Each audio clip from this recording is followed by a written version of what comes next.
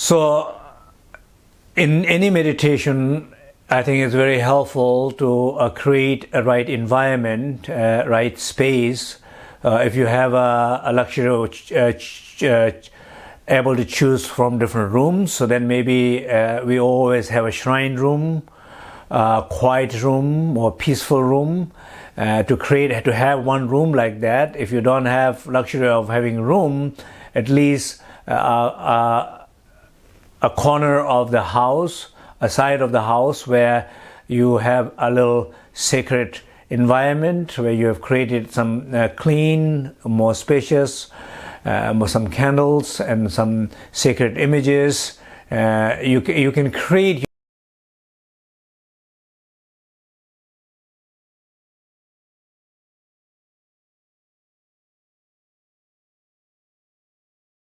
We always have a big bathroom, big dining room, big table, big sofas, but no sacred space for meditation. So balancing will be helpful.